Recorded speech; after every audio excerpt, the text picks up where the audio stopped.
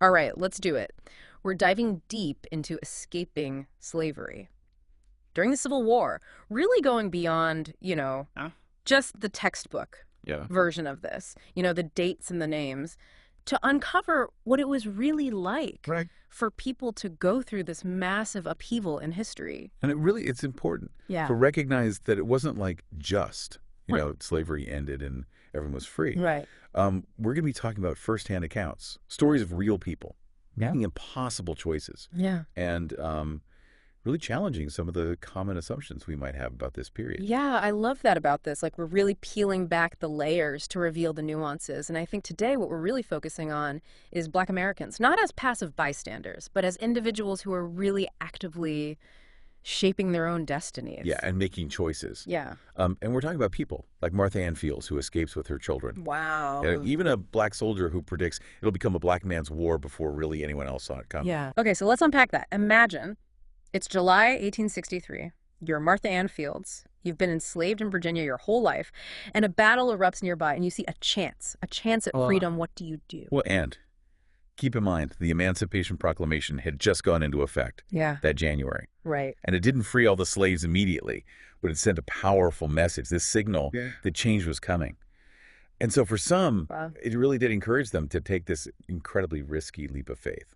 So she doesn't hesitate. She grabs her 6 children, Mhm. one grandchild, and they run. They're running for Union lines, but first they got to cross the Pamunkey River, and the only bridge is burned to the ground.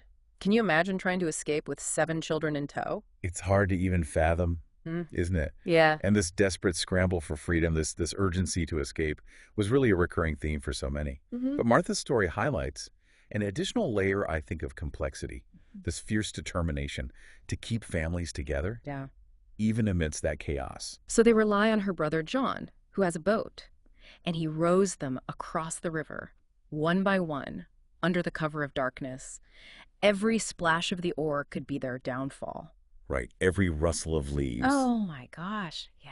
And that constant fear, the knowledge that they could be caught at any moment, really underscores the immense courage and resilience of those fleeing slavery. And for many, freedom wasn't just about themselves. It was about ensuring the safety and the future of their loved ones. Now they finally reach Union lines, exhausted but relieved, and they find themselves in what was called a contraband camp. You hear that term contraband, and Yeah. it's jarring. It is. Makes you think of objects, not people. Yeah, it does, doesn't it? And that's precisely the problem. It highlights how the Union initially viewed escaped slaves Mm. as property seized from the enemy, not individuals deserving of full personhood, at least not right away. So I'm picturing these camps. Were they like, refugee centers? Did they offer support resources? Yeah. Genuine path to a new life. It's interesting because the reality is it varied wildly. So some camps, like Camp Corinth in Mississippi, were relatively successful, at least for a time.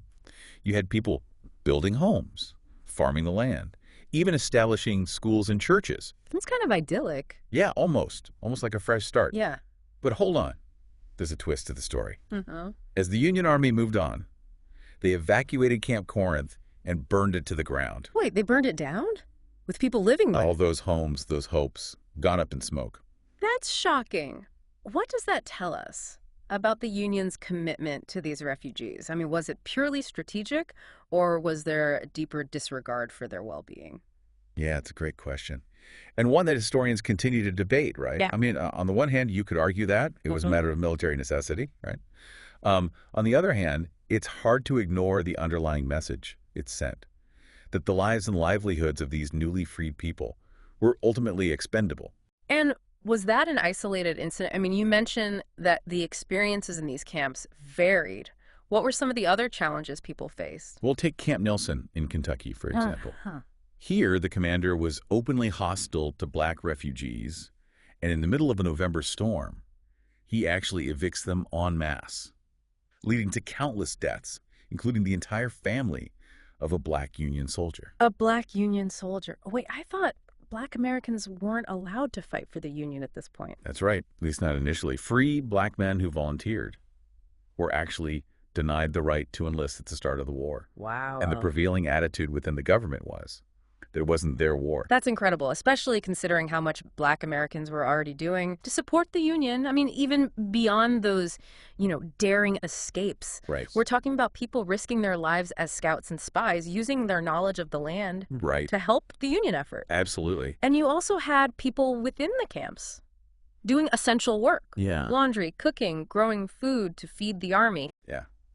It was a two-front war for the Confederacy. Okay, hold on, unpack that. What do you mean by two-front war? Well, think about it. On one front, they're battling the Union Army.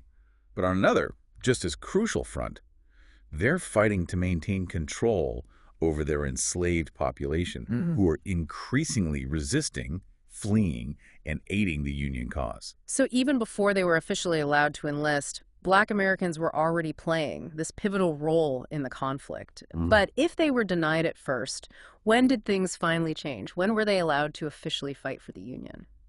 It took some time, and there were definitely some obstacles. It wasn't until the Militia Act of 1862 that free Black men were finally allowed to serve in the Union Army. So even after being initially denied, told it wasn't their fight, they were still ready to step up and defend the cause of freedom. And it wasn't just a handful of men. We're talking about a significant number of Black soldiers joining the Union ranks. Oh, yeah.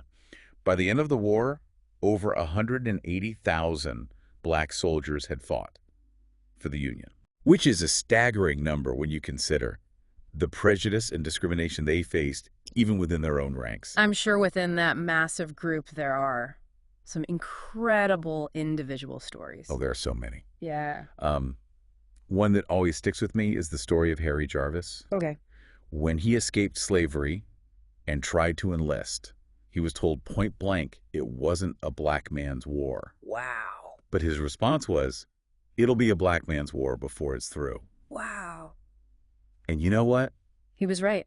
He was right. He saw what so many others couldn't or wouldn't acknowledge at the time. Yeah. His story, along with so many others, really speaks to their determination, their foresight. I mean, they knew what was at stake, and they were willing to fight for their freedom even when others doubted them. It's incredible, isn't it? Yeah. And it makes you think about the mindset of someone like Joseph Miller, the soldier whose entire family died, and that horrific eviction at Camp Nelson. Imagine the grief, the anger, the despair. What would drive someone to keep fighting after experiencing such a devastating loss? It's hard to even comprehend, but it seems like for many, serving in the Union Army wasn't just about patriotism or ideology. Right. It was deeply personal. It was about survival. It was about protecting what little they had left and proving their humanity in a society that had constantly denied it. Right. Exactly. And yet, even while risking their lives on the battlefield, fighting for the very ideals of freedom and equality, Black soldiers weren't treated as equals. I mean, the pay disparity alone is just appalling. Oh, yeah. To think they received only a third of the pay of white soldiers. Initially. Initially, it's unbelievable. It is, and it speaks volumes about the deeply ingrained racism within the Union itself. I mean, this wasn't just some oversight. This was deliberate policy, and it sparked protests, petitions, even threats of mutiny. They were literally fighting for their lives and the freedom of their people. Yeah. Yet they were treated as second-class citizens. It's like they were battling on two fronts, one against the Confederacy and another against prejudice and inequality within their own ranks. Precisely. And then you have the horrific reality faced by Black prisoners of war. The Confederacy actually had a policy of either enslaving or killing captured Black soldiers, regardless of surrender. Right. It's just a blatant violation of the rules of war, driven purely by racial hatred. Yeah. So even in the face of victory, there was this constant threat, this vulnerability hanging over them. It makes you appreciate their resilience even more. It really does. Now, what about the end of the war? The Confederacy collapses, slavery is abolished. Right. But what happens next for these families torn apart by years of conflict and trauma? I mean, you can imagine reunification was a top priority for so many. Right. Think about the yearning to find loved ones, lost to the slave trade or separated during the chaos of war. These desperate searches fueled by hope and uncertainty. It's heartbreaking and inspiring. It's like a real-life version of, those lost and found posters. Right. But with so much more emotion and significance attached to them. Exactly. But sadly, those reunions were more the exception than the rule. Many families never found each other due to death, the vast distances involved, or simply misinformation. The trauma of separation lingered. for generations. It's just devastating to think about. But even in the face of those losses, there's something so powerful about the length people went to find their loved ones. Absolutely. And it speaks to the enduring importance of family, of those kinship networks that were systematically destroyed by the institution of slavery. These efforts weren't just about reuniting individuals. They're about rebuilding communities, reclaiming what had been stolen from them. So we've talked about, the escapes, the realities of the contraband camps, the contributions and sacrifices of Black soldiers, the fight for equal treatment, and the long and often heartbreaking road to reunification. What stands out to you as the most significant takeaway from all of this? For me, it's the undeniable agency of Black Americans throughout this entire period. We often talk about emancipation as something granted to them.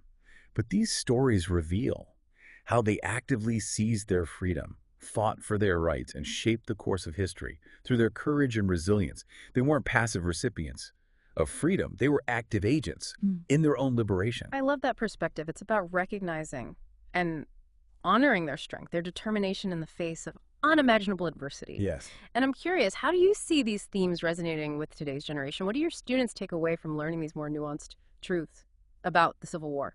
It's fascinating to see their reactions. Yeah. They've often been taught a rather sanitized, oversimplified version of history. And so when they encounter these real stories, these complexities, it really sparks their critical thinking skills. Right. They start to question the narratives they've always accepted, and that's when, true learning happens. Right. It's not just memorizing dates and battles. Right. It's about understanding the human impact Exactly. of these events and the ripple effects that continue to this day. They hit the nail on the head. They start to see the parallels Yeah.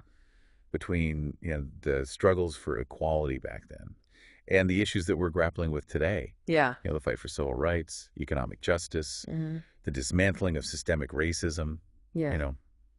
It's a powerful realization that history isn't some, dusty, irrelevant thing. It's alive. Right. It's evolving, and it's directly connected to our present. It feels like we've only just scratched the surface here. Oh, absolutely. There's so much more to uncover when we move beyond those, simplified textbook versions of history. Absolutely. And that's the beauty of it, isn't it? Yeah. Every story, every detail we unearth adds another layer to our understanding of this really complex and crucial period. It makes those historical figures feel so much more real. They're not just names in a book anymore. They're mothers, fathers, soldiers, individuals with hopes and fears and dreams, just like us. Right. And we can see ourselves in their struggles, their triumphs, their unwavering pursuit of a better life. Yeah. And it reminds us that history isn't just about, grand events or sweeping pronouncements. It's about the human stories at the heart of it all. Right. The individual choices, the acts of courage, the moments of despair that collectively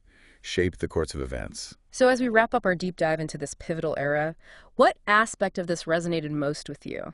Was it the daring escapes, the complexities of the contraband camps, or perhaps the stories of those Black soldiers fighting for a country that hadn't fully embraced them yet?